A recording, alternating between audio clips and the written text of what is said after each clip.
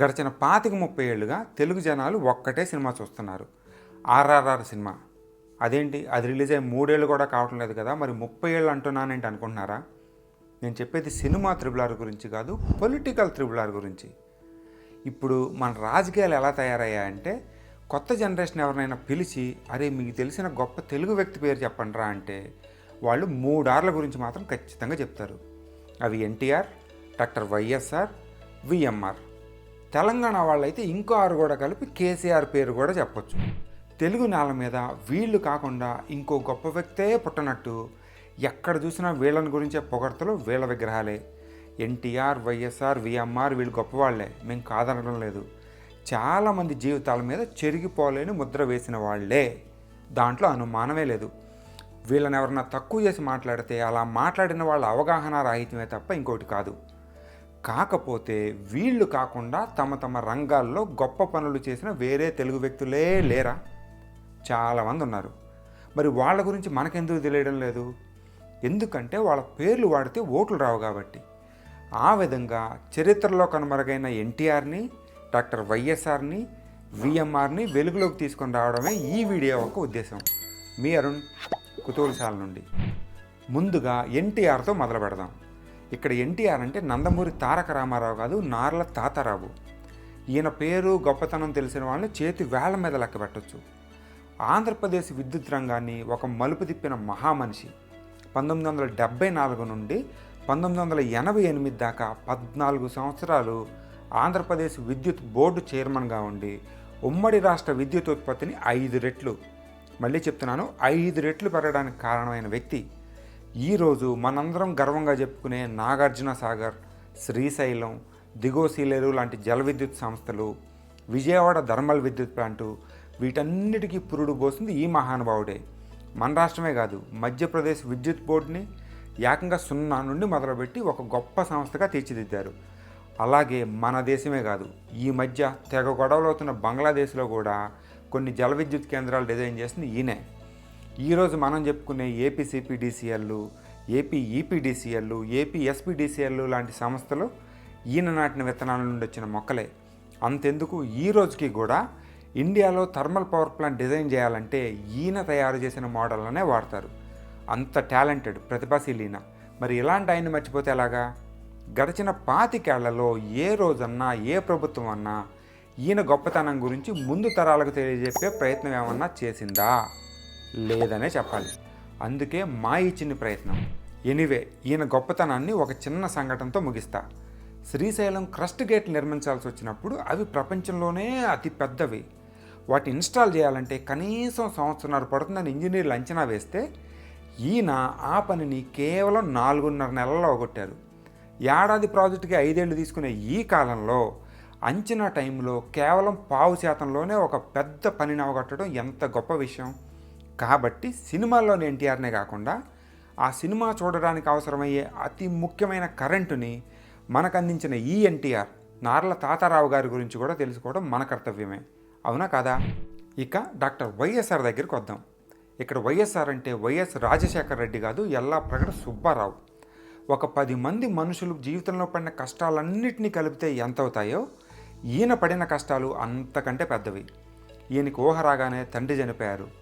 రోజు తనతో పాటు ఆడుకునే అన్నయ్య, తమ్ముడు కేవలం 8 రోజుల తేడాతో చనిపోయారు. చదివే ఇంట్రెస్ట్ ఉన్నా కానీ డబ్బులు లేకపోతే దాతల మీద ఆధారపడాల్సిన పరిస్థితి. ఎలాగోకలా ఇంటర్మీడియట్ అవగొట్టుకొని మద్రాస్ మెడికల్ కాలేజీలో మెడిసిన్ జాయిన్ అయ్యారు సుబ్బారావు గారు.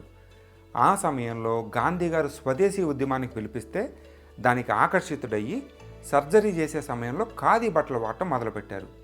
అలా వాడుతున్నాడని చెప్పి ఈయన పరీక్షలు ఎంత బాగా రాసినా సర్జరీ ప్రొఫెసర్ అయిన ఎంసీ బ్రాడ్ఫీల్డ్ అనే ఇంగ్లీష్ అతను ఈయనకి ఫుల్ ఎంబీబీఎస్ సర్టిఫికేట్ ఇవ్వకుండా అంతకంటే తక్కువదైన ఎల్ఎంఎస్ సర్టిఫికేటే ఇచ్చాడు. దాంతో ఎంబీబీఎస్ చదివినా కానీ డాక్టర్గా ప్రాక్టీస్ చేసుకునే అవకాశం లేకుండా పోయింది. బతుకు తెరువు కోసం ఒక ఆయుర్వేద కాలేజీలో లెక్చరర్గా జాయిన్ అయిన తర్వాత బంధువులు, ఒక చారిటీ వాళ్ళు ఇచ్చిన ఆర్థిక సహకారంతో విదేశాలకు వెళ్ళగలిగారు. ముందుగా ఇంగ్లాండ్కి వెళ్ళి అక్కడ డిప్లొమా కంప్లీట్ చేసుకొని అటునుంచి అమెరికా వెళ్ళారు. కాకపోతే అమెరికాలో కూడా ఈయనకి ఎంబీబీఎస్ లేదని జూనియర్ పొజిషనే ఇచ్చారు. కానీ ఈయన అవన్నీ పట్టించుకోకుండా తన అన్నదమ్ముల చావు కారణమైన స్ప్రూ అనే జబ్బుకి ఎలాగైనా ముందు కనుక్కోవాలని నిర్ణయించుకొని ప్రయోగాలు చేయటం మొదలుపెట్టారు. దానిలో భాగంగా ఫోలిక్ యాసిడ్ యొక్క అసలు స్వరూపాన్ని గుర్తించి ప్రపంచానికి అందజేశారు. దాంతో స్ప్రూ జబ్బుతో పాటు బోధకాలు లాంటి మరికొన్ని జబ్బులకి ఔషధాలు తయారు చేయడం తేలికైంది.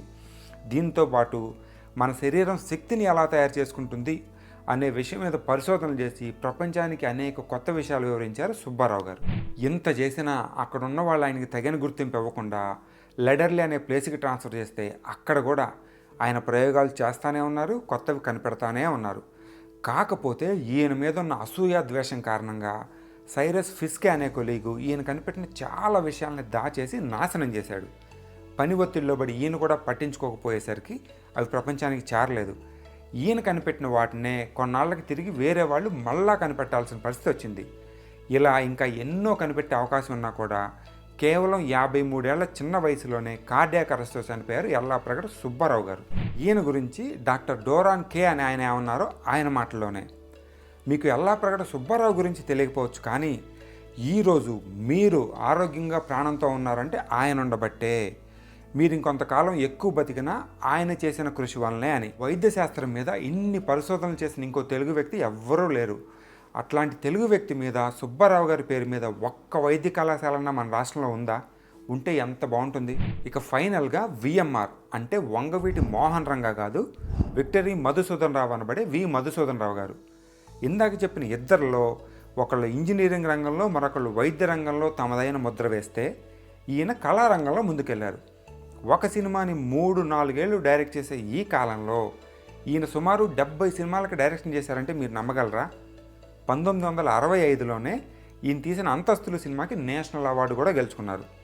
ఆంధ్రప్రదేశ్ ప్రభుత్వం నంది అవార్డులు ఇవ్వడం మొదలుపెట్టిన తర్వాత మొట్టమొదటి నంది అవార్డు పొందిన 3 సినిమాల్లో ఈయన డైరెక్షన్ చేసిన సినిమా అయిన గుడిగంటలు 3వది. అంతేకాదు టాలీవుడ్ ఫేమస్ హీరో నాగార్జున గారు హీరోగా కెరీర్ మొదలుపెట్టింది ఈయన డైరెక్షన్లోనే.